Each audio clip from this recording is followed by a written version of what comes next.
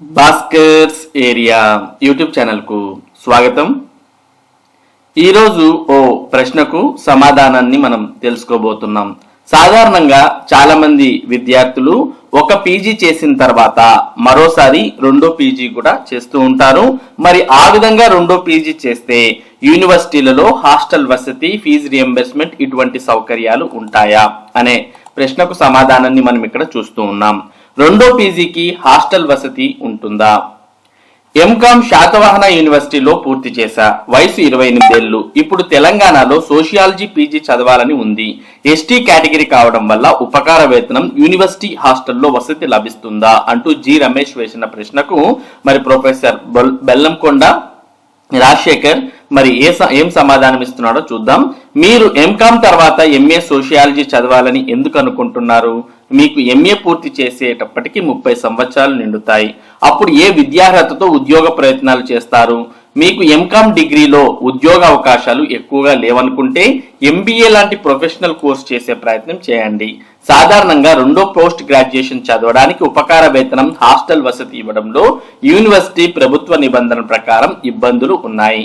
కానీ ఒక పీజీ తర్వాత మరో ప్రొఫెషనల్ డిగ్రీ చదవడానికి ఉపకార వేతనాలు, హాస్టల్ వసతి యూనివర్సిటీ నిబంధనలకు లోబడి పొందొచ్చు.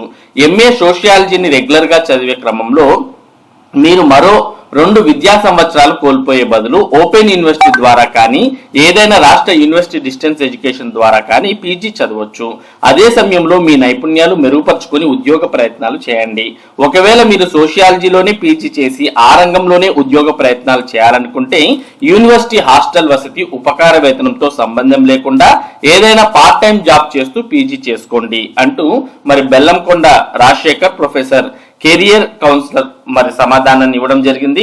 చాలా వరకు రెండవ పీజీకి మరి చాలా రాష్ట్రాల్లో ఉన్నటువంటి నిబంధనల ప్రకారం మరి హాస్టల్ వసతి కావచ్చు లేదా ఫీజు రియంబర్స్మెంట్ ఇటువంటివి ఉండకపోయే అవకాశాలే ఎక్కువగా ఉన్నాయి. ఆంధ్రప్రదేశ్ లో అయితే మరి రెండో పీజీకి ఇటువంటి వసతులు అనేవి ప్రభుత్వం కల్పించడం లేదు అనే విషయాన్ని దృష్టిలో పెట్టుకోవాలి.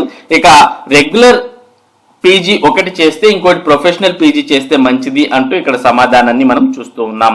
మరి ఇది రెండో పీజీకి హాస్టల్ వసతి ఉంటుందా అనే దానికి సంబంధించినటువంటి సమాచారం.